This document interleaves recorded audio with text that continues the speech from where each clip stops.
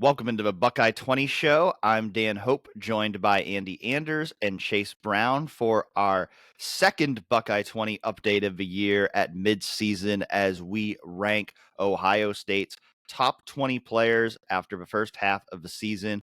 We have 10 different members of the 11W staff who vote on each of these Buckeye 20 rankings to decide who the 20 best players on the Ohio State football team are at that time. And as it turns out, the same 20 players who we had on our preseason Buckeye 20 are all still on the list at the midway point of the season. But the order of those players, the rankings of those players, looks quite different now than it did at the start of the season. And that starts right at the top of the rankings with a player that I don't think we're shocked to see in this spot, that we weren't quite ready to put in this spot yet because he hadn't even played a game yet when we did our preseason rankings.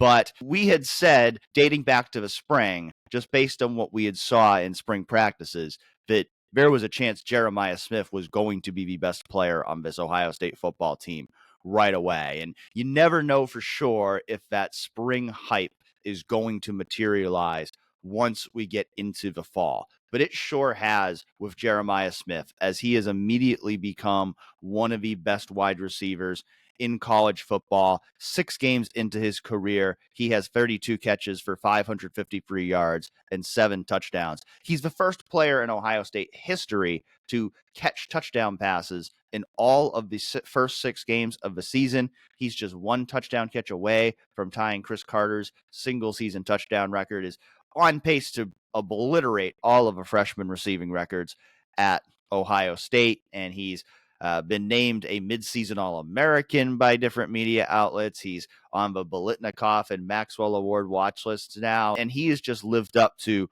all the hype that came with him. No surprise that he was ranked in the top 2 of every staffer's ballots, with 6 out of our 10 staffers choosing Jeremiah Smith as the number 1 player on the Ohio State football team at the halfway point of the season, including you, Chase.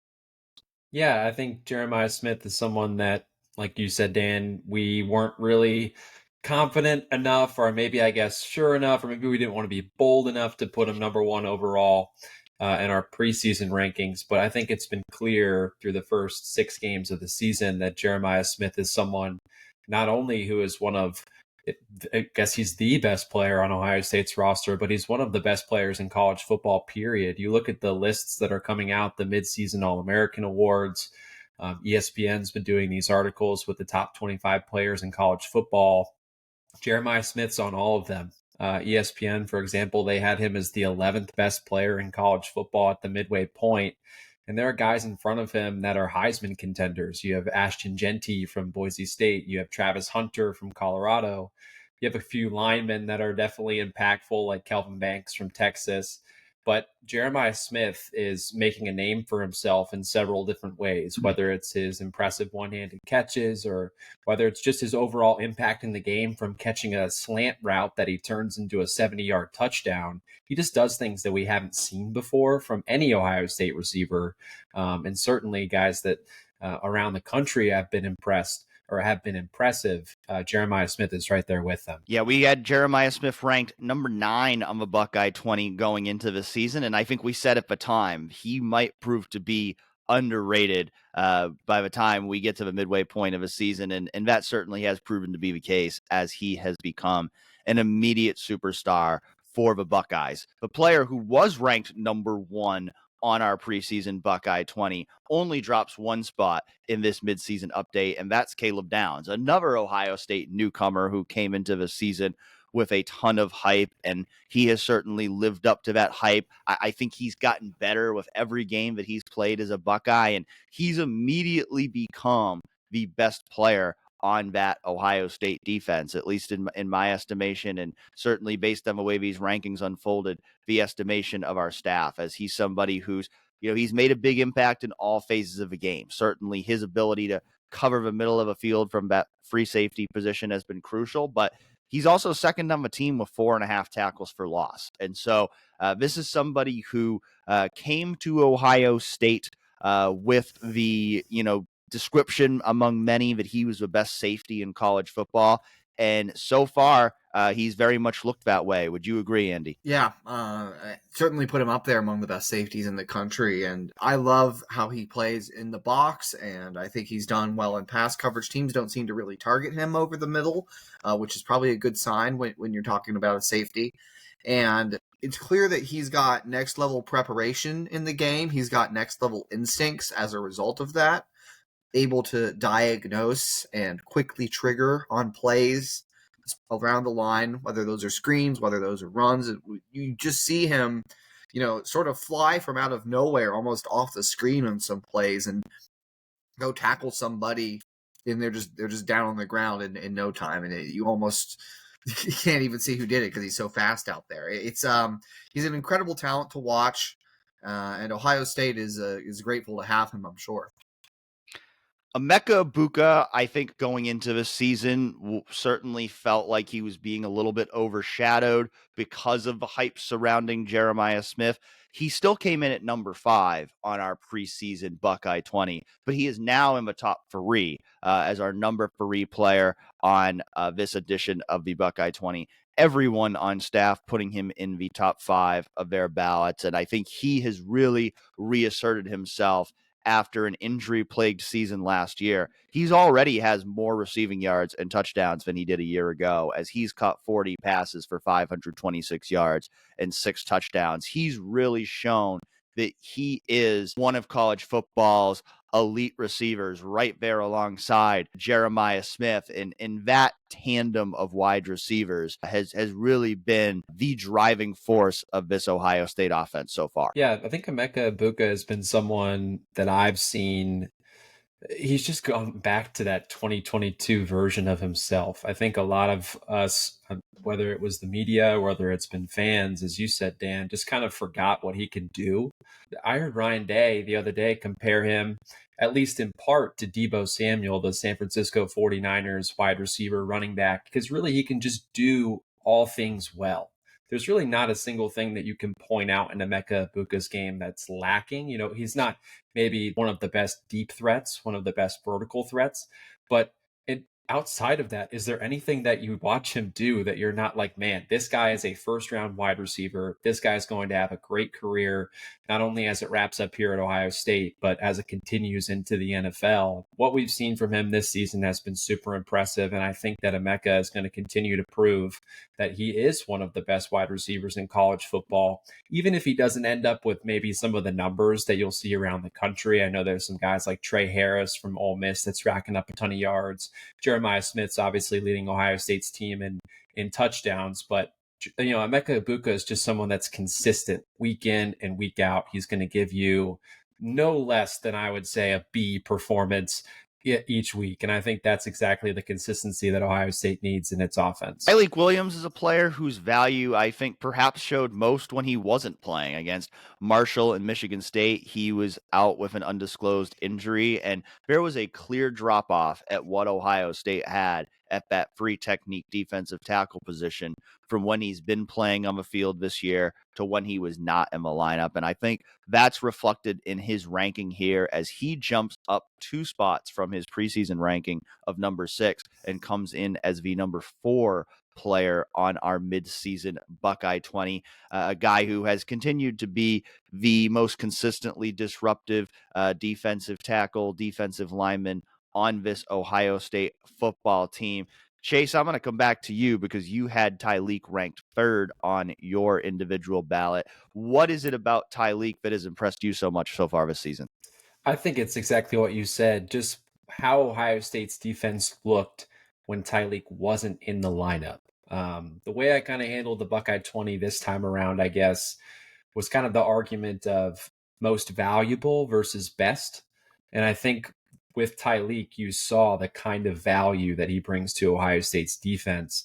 The way that Marshall was able to move the ball, the way that Michigan State was able to move the ball, I think a threat on the interior like Tyleik Williams gives not only the quarterback a second guess, it gives the running backs a second guess.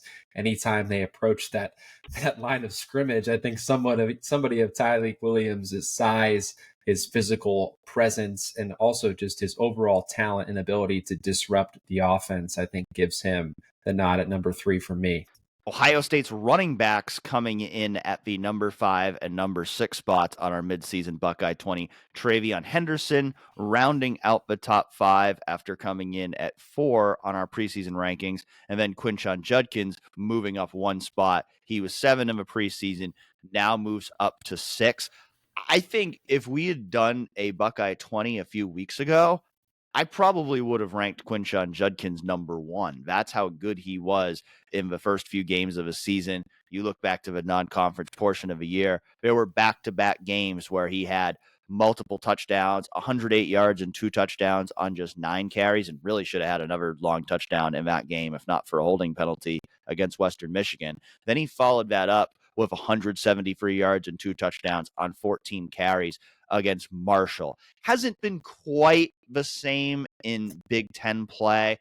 We did learn last week that he has been dealing with a hand injury, so that may have affected things a little bit, particularly in the Oregon game. But nevertheless, combining these two guys, I firmly believe Ohio State has the best running back tandem in the country. I think TreVeyon has elevated his game this season. I think, his pass blocking is something that stood out in comparison to past years, and he's continued to be as explosive as ever. And just pairing him with Quinshon Judkins in that backfield, I just think Ohio State has a really strong 1-2 punch at that position that is only going to become more important as the season progresses, and the Buckeyes need to be able to lean on their run game. Yeah, I had TreVeyon 4th in my rankings. I had Quinshon 7th just because of the Oregon game, I think. TreVeyon had a really good game against Oregon outside of one play where he could have fallen forward for a first down and tried to make a second guy miss at the line of scrimmage and gets tackled short on 3rd and 1. But really showed in that game the burst, the shiftiness, the things that make him such a great runner. I had Quinshon 7th because of he had a more lackluster performance in that game, 11 carries, 23 yards, and a fumble that was the only turnover. But I've really been impressed with both of them this year. I don't think that is going to be consistently what Quinshon's performances looks like. I think he's going to get back to having big games here soon. And this Ohio State run game overall has taken a huge leap from last year, and those two guys are maybe the top reason why. Number 7 on our midseason Buckeye 20 is the Ohio State quarterback, Will Howard, who jumps up 9 spots from a preseason, was ranked 16th on our preseason Buckeye 20, is now firmly inside the top 10. I think when we did our preseason rankings, we were all kind of in the same boat on Will, where, we had seen him improve over the course of preseason camp, but there was still some uncertainty about how good could Will really be with, some of the issues we had seen with, throwing the deep ball, not knowing exactly how he was going to translate from Kansas State to Ohio State. But I think in the first half of the season, he really has proven to be that upgrade at quarterback that Ohio State thought he could be. And another guy that I think has gotten better and better as the season progresses. You look at his stats so far this season. I mean, he's completed over 60% of his passes in every game, but he's completed more than 80% of his passes in 3 of Ohio State's last 4 games. Overall, he's completed 73.3% of his passes for 1,574 yards and 14 touchdowns with only 3 interceptions. He currently has the 6th best quarterback rating in the country, while he's also given Ohio State the running threat that it needed from that quarterback position, with 5 touchdowns in Ohio State's last 5 games. And so Will has really proven to be what Ohio State has needed him to be at quarterback, and that's resulted in him moving comfortably into the top 10 in our midseason Buckeye 20 update. I think with Will Howard, as you're saying, Dan, we get to see continual improvement week after week.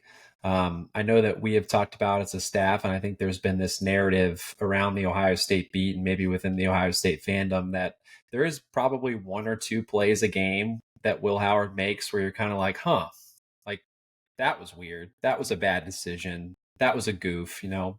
And really outside of maybe the Oregon game, I know people talk about the slide at the end, not having enough time there to call a timeout and get a field goal. You could also point to, I guess, he took his eyes off the ball on the snap on 3rd and 3. Ohio State's not able to then maybe go for it on 4th down. They're not able to continue the drive. And you can look at prior examples before that in the weeks leading up to the Oregon game. But really, outside of a handful of plays, each time Ohio State is out there on Saturdays, I think you're seeing Will Howard as a quarterback that's confident in the pocket. You're seeing him find his receivers and throw them open. I think that's something that maybe Ohio State quarterbacks kind of get knocked for sometimes is, oh, well, the receivers are always open, so the quarterbacks are always going to look good. But there is something to be said about the fact that Will Howard is making those decisions quickly. He's getting them the ball where they need to be. And then he's allowing those receivers to use their athleticism and use what makes them so great to go and make impact plays. And I think also, too, the running aspect of Will Howard has been super impressive as well. I think he has a rushing touchdown in 5 consecutive games. And that kind of part or that kind of contribution to the offense has been something we haven't seen in Ohio State's offense for a long time. Another player rising up into the top 10 on our midseason Buckeye 20 is Lathan Ransom. He was just outside the top 10 as our 11th ranked player entering the season. He is now ranked 8th. He's somebody that was coming off of a broken leg last season. You wanted to see, just how well he would bounce back to start this year, but he's been one of Ohio State's most consistently impactful defenders through the first half of the season, ranked second on the team with 29 total tackles. He has also 4.5 tackles for loss, like Caleb Downs does, has been, effective for the most part in coverage. He leads the team with 2 forced fumbles. Did have a few missed tackles in that Oregon game, and, that's been something that he's had some issues with in his Ohio State career. So, that's something that, he certainly needs to work on cleaning up as we get into the second half of the Ohio State football season. But all in all, I think that tandem of Caleb Downs and Lathan Ransom has been, I would say, the strength of this Ohio State defense so far this season. And while Downs has gotten a lot of the attention, Lathan Ransom's been a big part of that too. Yeah, he's been everything you want in a strong safety, I think. Playing down in the box and getting stops in the run game, covering the underneath stuff in the passing game. And Lathan's always had that ability. I think you go back to 2022 and sort of his breakout game where he Wally pipped Josh Proctor, if you will. He's always been a guy who is really good making tackles, flying around the field, delivering punishment, making hits. And I think there's been games this year where he's been Ohio State's best defensive player. Lathan has been really good this year. He was really good last year before he got injured for the season. And like you said, Dan, I think right now the safety position is the best position on this Ohio State defense halfway through the season. Rounding out the top 10 are a pair of offensive linemen who both make big jumps up the rankings from the preseason. Seth McLaughlin was just inside the Buckeye 20 to start the season, coming in as the number 20 player. He is now ranked 9th, while Josh Simmons, who was ranked 18th coming into the year, is now ranked 10th on the midseason Buckeye 20. Now, unfortunately with Josh Simmons, he's not going to have the opportunity to continue rising the rankings in the second half of the season because of the season-ending injury that he suffered against Oregon. But he was really playing at a really high level before that injury. And Seth McLaughlin, he has been really a standout for that Ohio State offensive front, a guy who came in with some question marks because of the way his Alabama career ended with, several errant snaps in the Rose Bowl. I think there was some uncertainty about, hey, why is Ohio State taking this guy when he transferred to Ohio State because of those errors in the Rose Bowl. But he's really come in and just made a huge difference for that Ohio State offensive line. He's been named as a midseason All-American by numerous media outlets, including the Associated Press. And I think, he's really proven to be the missing piece on that Ohio State offensive line. And it's really elevated the entire group in this first half of a season. Andy, we know you love talking offensive line play, so I'll go back to you.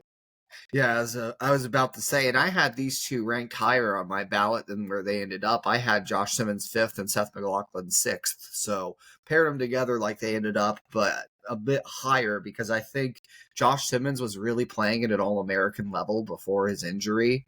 And the athleticism that he possesses, coupled with a couple of years of development, and credit to Justin Fry, for as much criticism as he drew the last couple of seasons here and how much of a weakness the offensive line was last year for the team. Some pieces developed in big ways, and Josh Simmons was probably the best example of that. When you look at the course of his career over the 2 years he's been at Ohio State, came in from San Diego State, not as highly graded as you wanted to see from an Ohio State offensive line transfer portal acquisition, especially because, they had whiffed on several targets before they got him. First half of last year, he kind of struggled, found his footing a little more in the second half of last season. And man, he just took such a big step to be, again, I think one of the best tackles in the country coming into this year. He's got freak athleticism, great in the run game, gets great push, can block the second level super well. I think I'd put him up there with a lot of Ohio State offensive tackles I've ever watched in terms of second level blocking, linebackers, those kinds of things. And then pass protecting, again, that athleticism serves him well. And he had really been a wall through the first half of the season and formed a fantastic left tackle to center.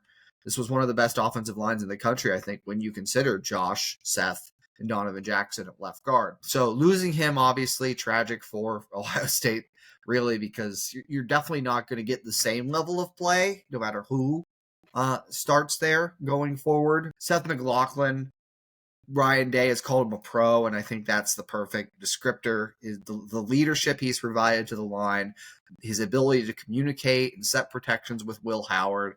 This is an offensive line that's only allowed 5 sacks now on the season. That's a really low number through 6 games. And it's a lot of that is because Seth's leadership and making sure they're blocking it up right up front in those situations. And then you talk about that leadership ability and how he's boosted the entire line, as a great center does. He's also just played great, blocked great. I mean, he's got a lot of push in the run game. He's very physical, pretty animated and energetic out there. You love to see it. And sturdy in the pass game too, which I think is an area of his game it's grown in terms of him blocking this year. You add that in with the snaps haven't been an issue. They had one fumbled snap against Oregon, but it was on Will. So it's been a big step in Seth's development too. I think he should be a Remington candidate. He and Josh were really the cornerstones of this massive leap the offensive line has taken. And I can't say enough about what Seth McLaughlin has done for this team. We've talked about a lot of players who have climbed the rankings, but the next few players are players who have fallen down the rankings, particularly Jack Sawyer and Denzel Burke, as Jack Sawyer was ranked 3rd on our preseason Buckeye 20. He has now dropped to 11th. He's followed by JT Tuimoloau, who fell from 8th in our preseason rankings to 12th. And then Denzel Burke having the biggest fall of any Buckeye from the preseason. He was our number 2 player before the season. He has now dropped to number 13. And personally, I had all 3 of these guys a little bit higher on my ballot than where they finished up in the rankings, because I didn't want to weight any one game too much when we were doing these rankings. I wanted to weigh the whole first half of a season, as well as just who I think the best players are, who I think the best players are going to continue to be as the season progresses. And I still believe that all 3 of these guys are among the best players on the Ohio State football team. But the reality is we're coming off a game in which Ohio State had 0 sacks and in which Denzel Burke had the worst game of his career, giving up 8 catches for, I believe, 179 yards and 2 touchdowns against Oregon. With that being the biggest game of the first half of the year, there was no doubt that, the performances in that game were going to carry significant weight in how these rankings played out. And so, as a result, we see, all 3 of Jack Sawyer, JT Tuimoloau, and Denzel Burke falling outside the top 10 in our midseason rankings. Yeah, that it was really hard to rank these players after Ohio State's loss to Oregon because I think, they are three of Ohio State's best players. And for whatever reason, it seems like in these big games with the defensive line in particular, they aren't generating the pressure that I think most Ohio State fans desire out of a room that has a lot of talented players, specifically Jack Sawyer and JT Tuimoloau being both in their own regard top 5 overall prospects coming out of high school. And whether it's fair or not, every Ohio State defensive end since the era of Joey Bosa, Nick Bosa, and Chase Young will be compared to those guys. And, in their time here, Jack Sawyer and JT Tuimoloau have not lived up to that same standard. Whether or not they ever will is still up for determination. But through the first 6 weeks, I think, as you're saying, Dan, they were solid. Jack Sawyer was at one point, and maybe still is, I haven't checked the numbers, in the top 10, maybe even top 5 in generated pressures. But when you look at the sack numbers, they aren't there. And the same can be said for Tuimoloau. It's the sacks. It's the sacks. It's the sacks. It's the sacks. When are we going to see them? Are they going to get them ever? And I think that's kind of the question that a lot of Ohio State fans ask themselves with those two guys in particular. And then with Burke, you mentioned it. The way that Oregon attacked him, especially vertically, was a little bit jarring. It was jarring to see how he performed and how he responded to it, because Denzel Burke has been someone who has been consistently good for Ohio State's defense over the past year and a half. But just this one game, man, it stands out like a sore thumb a little bit. And Denzel Burke is followed in these rankings by Davison Igbinosun, who drops 2 spots from a preseason. He was ranked 12th in the preseason Buckeye 20. He is now 14th in the mid-season update. And I think, the fact that both Denzel and Davison have dropped, I think that speaks to, just in general, the fact that this pass defense has not been what we thought it would be so far. This is a pass defense that ranked number 1 in the country in passing yards allowed per game a year ago. And granted, the numbers were pretty good for the first 5 games of a season, but they weren't really tested in the first 5 games of a season. They still showed some vulnerability. And then Oregon was certainly able to take advantage of that, as Oregon threw for 359 yards and 2 touchdowns against this Ohio State pass defense, which, quick check on my numbers, that's the most Ohio State has allowed in a game through the air since the Peach Bowl in 2022. And so I think for both Denzel and Davison, there's a feeling like those guys can be better than they've been so far this season. And, I feel like, again, like those two can be the best or one of the best cornerback tandems in the country if they play up to their potential. But I don't think either of them has played to that level so far this season. Yeah, I'd agree. And I had both of them lower than they ended up in the Buckeye 20, just because really my approach to this, and I think there's different ways to rank, your top 20 players for a given team. My approach to this was to really just look at the first 6 games and say, okay, who's played the best? Like, I had Denzel Burke all the way down at 19th. Do I actually think he's the 19th most talented or the 19th best player on paper? No. But the fact is, he had the worst game of anybody on the biggest game of the year Ohio State played. And I couldn't rank him above a lot of guys that I think have had better seasons to this point. And Denzel did play well in some other settings. He's got a couple picks this year, but that was just too much to overlook. Davison's been picked on a few times in various games. I do think that he is capable of really good play and has played well in stretches this year too. That's the thing with a lot of these defensive guys that have fallen, is that I think a lot of them are capable of better, and we know that. And I think relative to those expectations, them underperforming is probably why, they slip down in the ranking. Skipping ahead a little bit here, but I just wanted to bring him up because it's kind of related. I was shocked to see Jordan Hancock 17th on this list. I had him 9th. and he fell from 10th to 17th. I think out of that trio, he's played the best. So to see him ranked last out of those three kind of surprised me. He was really, I thought, tight in coverage against Oregon. He's played less this year because Ohio State's opted for 4-3 packages against the likes of Iowa and Michigan State, where they wanted to get more heavier personnel on the field. But Jordan's, I think, been a real bright spot for the defense and done a lot of really good things out of the nickel, which is such a tough position to play, and he did it well last year, and I feel like he's done it well this year. Has 4 pass breakups. To me, again, I just think Jordan Hancock has been really, really good. And I would say he's played better than Denzel and Davison through 6 games.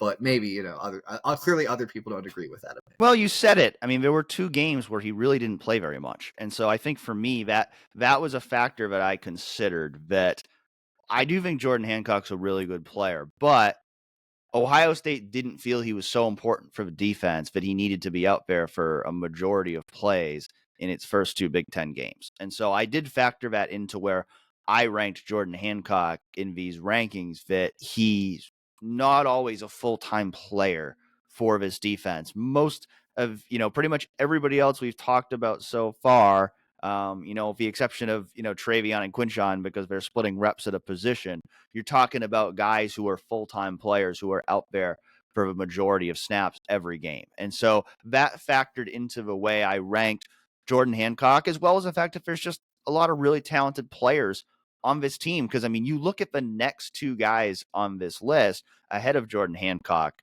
I mean, these are 2 guys that certainly could have a case for being underrated. I think particularly number 15, Ty Hamilton. I mean, it's a guy who's gotten multiple midseason All-American recognitions, and he's coming in at 15 in these rankings. And, that's about where I ranked him. So, I'm not sitting here saying, oh, I can't believe the staff ranked him too low. Maybe I should have ranked him higher. But this is a guy that I think has always been kind of the overshadowed player on that defensive line alongside Tyleik Williams and Jack Sawyer and JT Tuimoloau. But you could make the case he's been Ohio State's best defensive lineman this year, especially the fact that, he's played every game, whereas Tyleik missed 2 games. I think he's been really strong at that nose tackle position, and is someone who, we talked about going into the year. Could he make that leap as a 5th-year senior, much like his older brother Devon Hamilton did during his Ohio State career? And I think so far that's absolutely what he's done. Yeah, I would agree. And I think the defining moment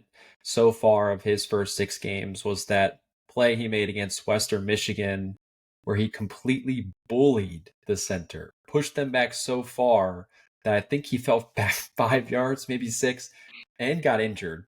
And got injured too, which is, it's incredible when you watch a play like that. The sheer strength that Ty Hamilton shows on the inside, it comes in glimpses sometimes like that. But yeah, with Tyleik Williams out, I don't think that there was ever a question really that if they would need to rotate Ty Hamilton out that much along with him just to keep him fresh. He was just been a consistent presence there in the middle. If I can make one comment too about Jordan Hancock, just since we went there, I'll go there again.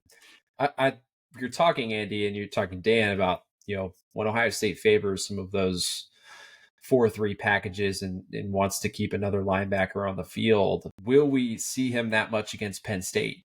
Will we see him that much against Michigan? I think you'll probably see him a little more against Penn State. You might not see him as much against Michigan, though, because it's those teams, they want to run the football. And I don't think necessarily, I know Drew Aller had a good game here this past weekend against USC, but do they really threaten you that much passing? So he's kind of in one of those challenging, weird spots where it's like, yeah, he's not necessarily a full-time defender. He's not somebody that's going to see the field maybe as much as he should, for as talented as he is. And as you look forward to the future, will he be somebody that gets to see the field as much as maybe necessary or as much as he deserves? Right. And I think that's where, to your guys' point, value comes into these rankings a little more, I think, for you guys than it did for me. And I was just thinking about, from my eyes, he's played better than some of the other players in the secondary. And so that's why I put him higher. But to that point, yeah, I especially against Michigan, there's a good chance he doesn't play as much. Should he? I think so. I think he does fine in the run game. And he's such an upgrade over any of the linebackers in the passing game that unless it's like a down, they're going to run the ball, or you're pretty sure, close to kind of sure maybe, that they're going to run the ball. I'd like to see him out there. I get matching personnel, but I think he's fine matched up against a tight end or playing in the box when you're going against 12 personnel. Yeah, I agree with you on that point, but I would have him out there the majority of snaps in every game because I think he's better than the third linebacker you're bringing onto the field. But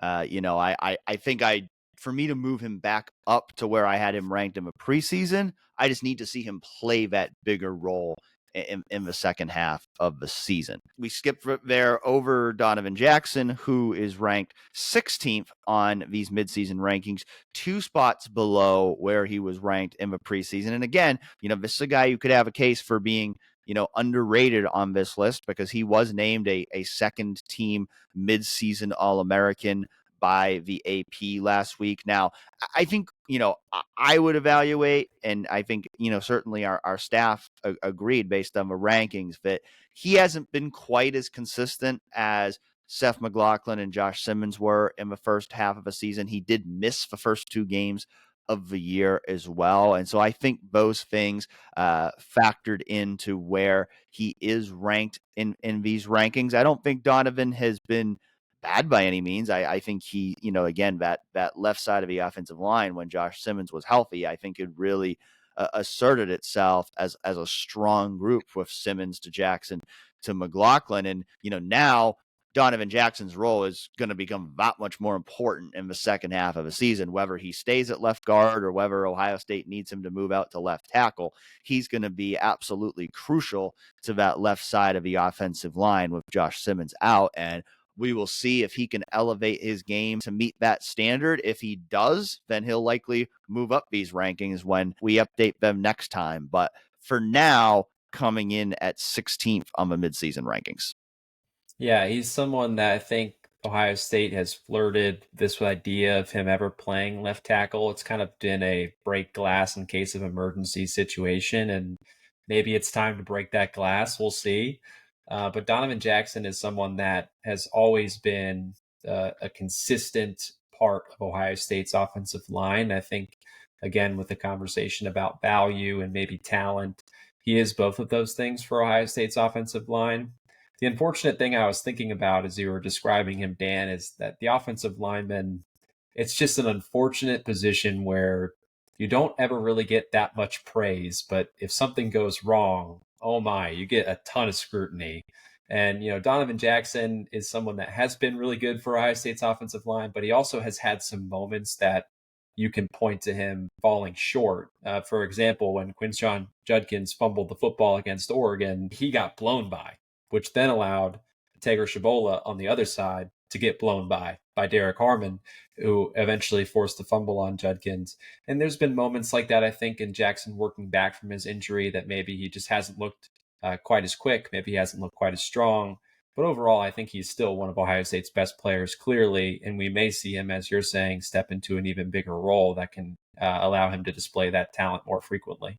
Cody Simon coming in at 18th on the midseason rankings. I think, all of us had him in that, 16, 17 range on our personal ballots. And I debated, putting Cody higher because I think Cody has played well. I think particularly, in the run game coming downhill. I mean, he just had a career high 10 tackles in that Oregon game. Another guy who, maybe kind of like Ty is not regarded as one of the stars of this Ohio State defense, but I think overall has played well, taking over as that starting middle linebacker this season. Yeah, and you can't just count his leadership on that defense either. The green dot wearer and all those things that he does as sort of the quarterback, that same role that we saw Tommy Eichenberg serve for the first 2 years of the Jim Knowles defense, where he's setting everyone, he's making sure the front's lined up properly, and then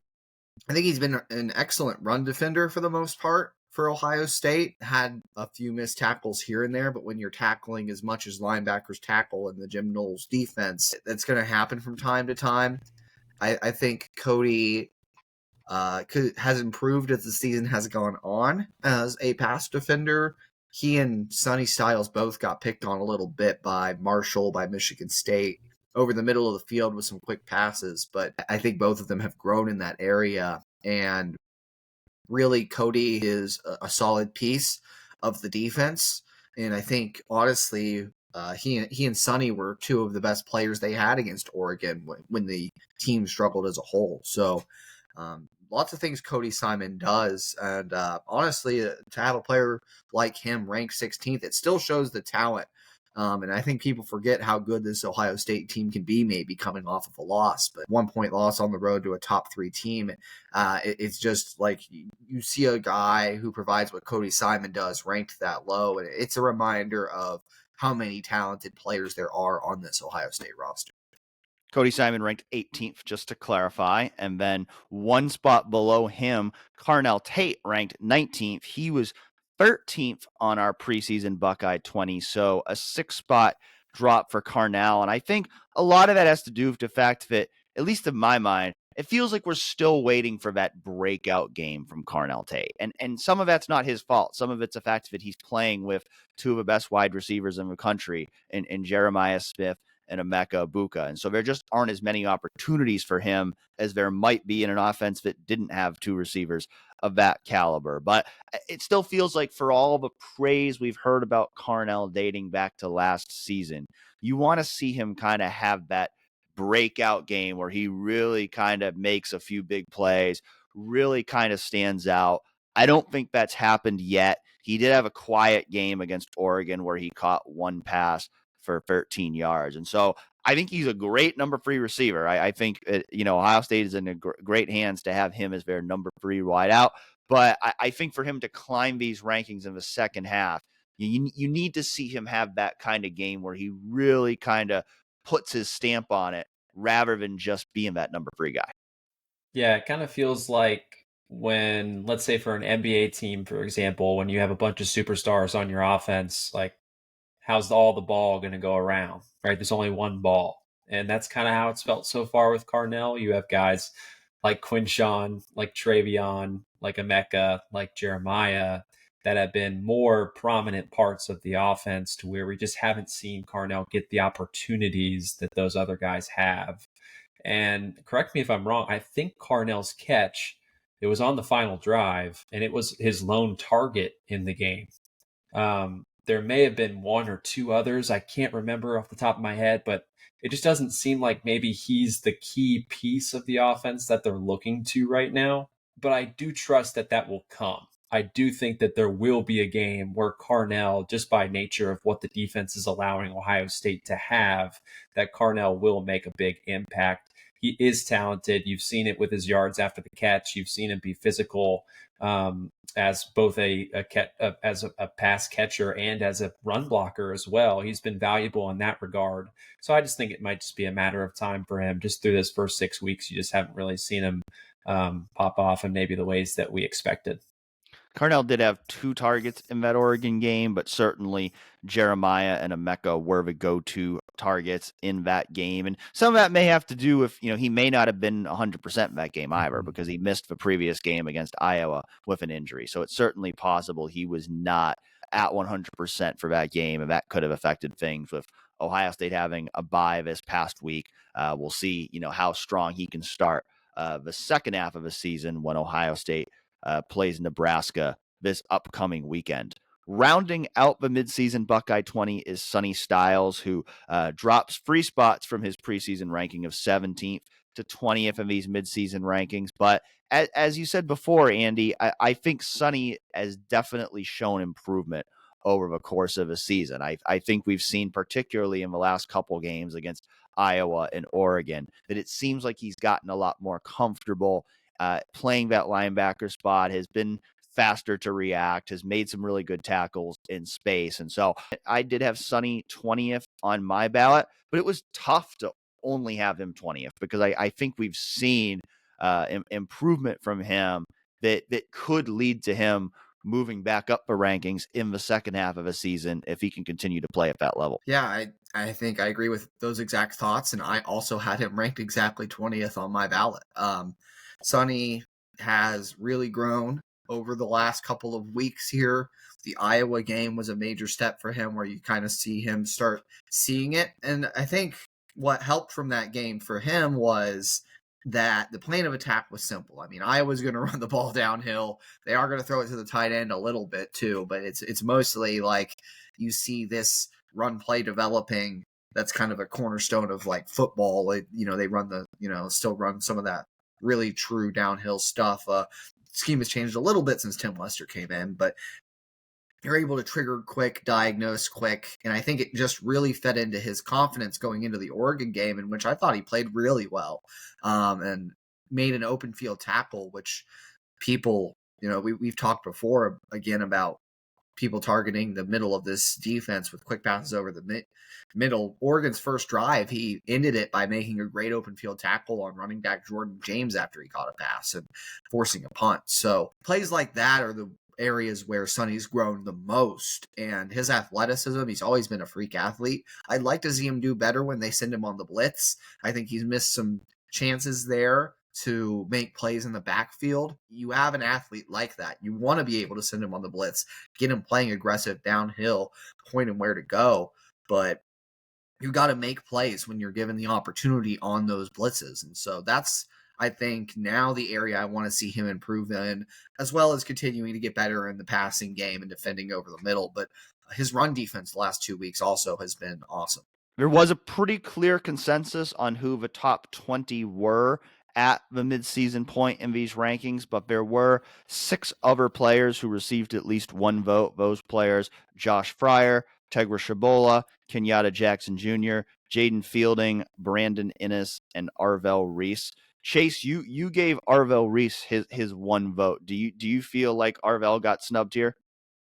I wouldn't say so. I think maybe that 20th spot for me came down to a couple of different people, and I gave him the nod, really just for how impressive he was to me through the first 3 or 4 weeks of the season. Ohio State probably will lean more on Cody Simon and Sonny Styles for the bulk of the snaps against their tougher opponents, but I think Arvell he wasn't someone that I expected to really play a factor in this year's defense. I would have thought that CJ Hicks would finally step into a role, or as Jim Knowles would say, that he would be unleashed.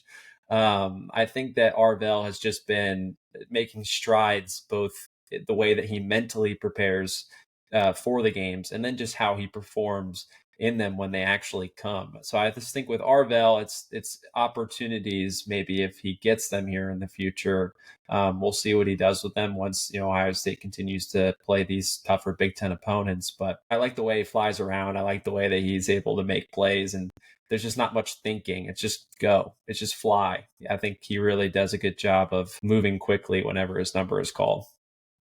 Andy, is there anybody that was tough for you to leave out of your top 20? Tegra Tshabola, I think, has really assimilated well to that right guard spot, and the fact that he really stamped his foot down and claimed it over the last couple of weeks when Austin Sierreveld really made a push, and really, I thought, played awesome the first month of the season for the role he was put into anyway, subbing in for Donovan Jackson the way he did the first 2 weeks, splitting time with Tegra for a couple more weeks after that because of how he played in those first couple weeks.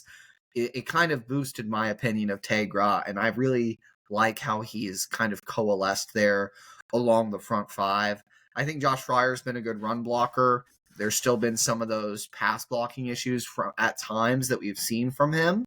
The rest of the offensive line has done a great job of pass blocking. And again, the thing with Josh is he's always been a good enough pass blocker when he's not playing great speed rushers off the edge. When he's playing those body types, though, he has issues. And I just think both those offensive linemen, though, have played pretty well.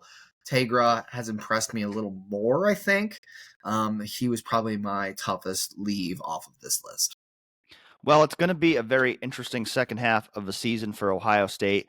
Plenty more tests to come for the Buckeyes. Nebraska up next this upcoming weekend. Penn State 1 week after that. Indiana's playing really good football. Ohio State plays them 1 week before it finishes the regular season against Michigan. And so there will surely be plenty of player movement in these rankings to come by the time we get to our next set of rankings after these next 6 or hopefully 7 weeks, as Ohio State looks to win the remainder of its regular season games so that it can still get into the Big Ten championship game despite its loss to Oregon.